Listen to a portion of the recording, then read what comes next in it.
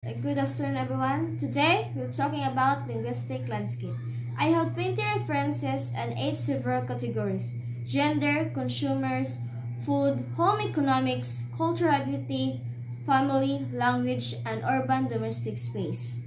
So, we'll start with gender. Lehman Tan 2020, gender language is used to shape perception and domestic notes. Conducted research in Singapore. Participant is people interacting with domestic notes. Type of linguistic landscape used language in public and private space. Tinukoy nila kung paano ang wika sa mga pribado at pampublikong paaralan na nakaapekto sa pagtingin sa mga tao sa kanilang kasarian.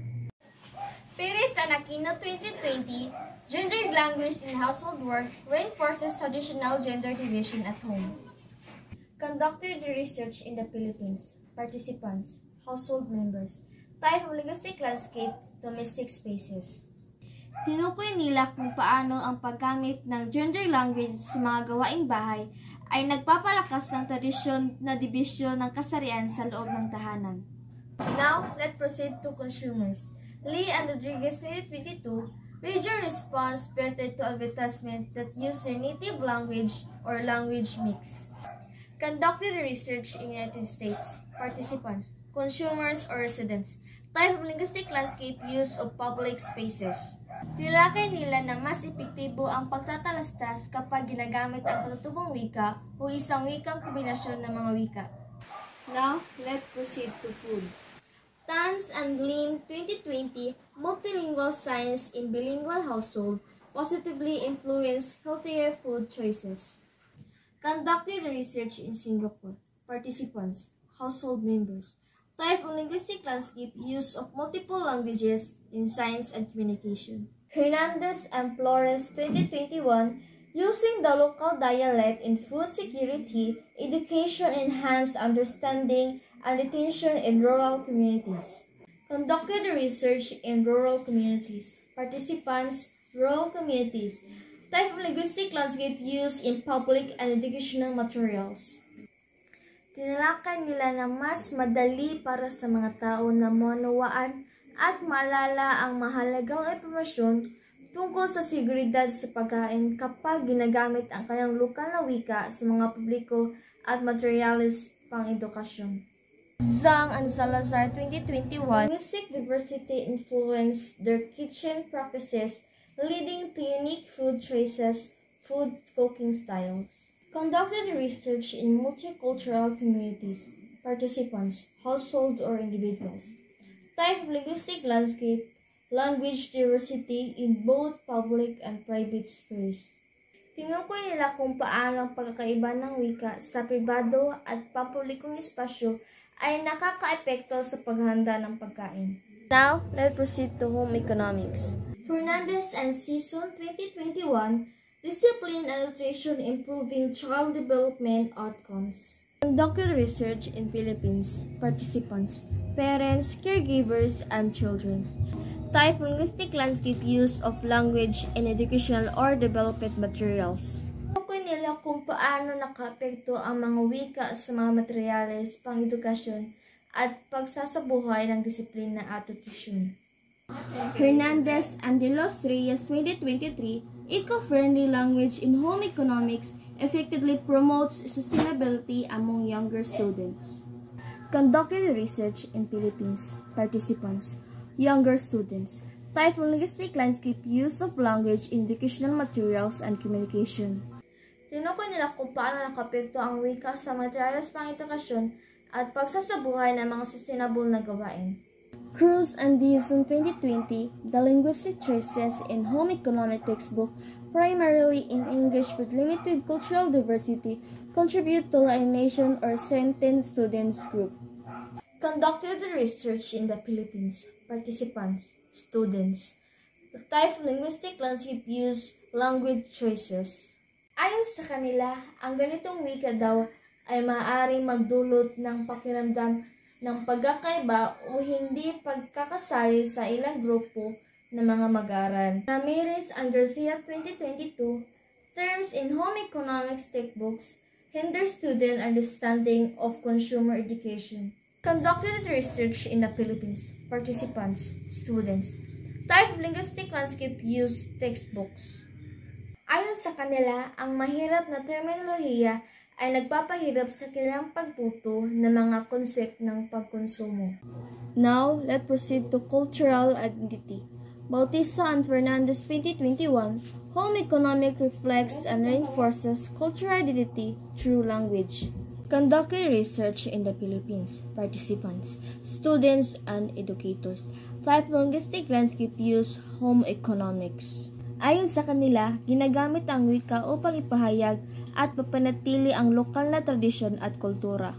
Rivera and Castillo 2019, cultural identity shaped the language used in promoting home economics practices.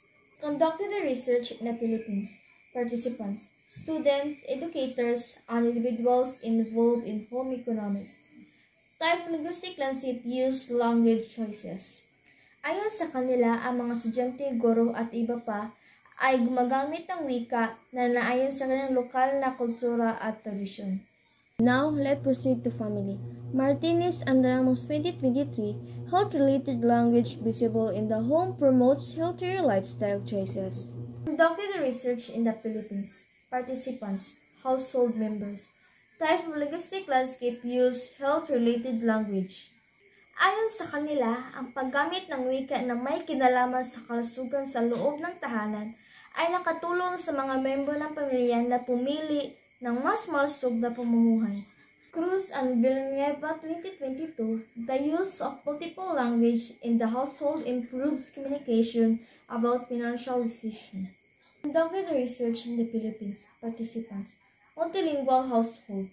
Type of linguistic landscape use multiple languages. Sa kanila, ang paggamit ng wika sa loob ng tahanan ay nakatulong sa pagpabuti ng komunikasyon ng pamilya tungkol sa desisyong pinansyal. Suarez and Reyes 2023, multilingual household foster cross-cultural dialogues and strengthen family bonds. Conducted research in multilingual household. Participants, multilingual household. Type of linguistic landscape is multiple languages. Tinukoy nila kung paano ang mga multilingual na pamilya ay nagpropromote ng cross-cultural na dialogo at nagpapalakas ng ugnayan sa pamilya.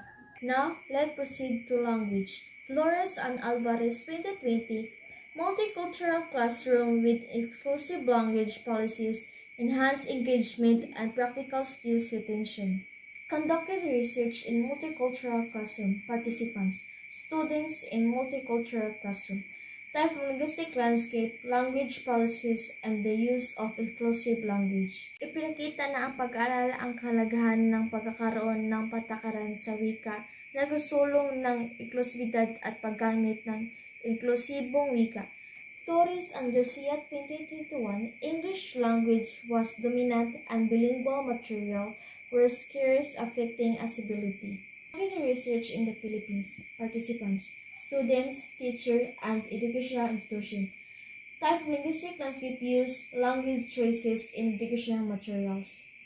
Ayon sa kanila, ang dominant ng wikang English at ang kahulugan ng bilingual na materyales sa edukasyon ay naging hadlang sa accessibility o pantay-pantay na pagkakataon sa pagkatuto. Garcia 2021, highlighting the positive impact of bilingual educational materials on rural learners. Conducting research in rural areas. Participants, rural learners. Type of linguistic landscape use language choices in educational materials. Ayon sa kanila, mas positibong epekto sa mga mag-aaral sa rural na lugar dahil nakatulong ito sa kanilang mas mabuting pag-unawa at papabuti ng pagkatuto. And lastly, urban domestic space. Ong and Alonso 2019, household science reflect language use of cultural practices in urban homes. Conducted research in urban homes. Participants, household members. Type linguistic landscape use in household science. Ayon sa kanilang pag-aaral, ang mga tanda sa loob ng mga urban na tahanan ay nagpapakita ng paggamit ng wika at mga kultural na gawain ng membro ng pamilya. Santos and De La Cruz 2022, signage in domestic space like kitchen and living rooms predominantly use English with occasional use of local dialects for a personal touch. Conducted research in domestic space, participants, household members, type ng linguistic landscape used in household signage. Ayon sa kanila, ang mga tanda sa mga domestic ng espasyo tulad ng kusina at sala ay kadalasang gumagamit ng Ingles. Ngunit mas pagkakataong ginagamit din ang lokal na dialekto para sa personal na ugnayan.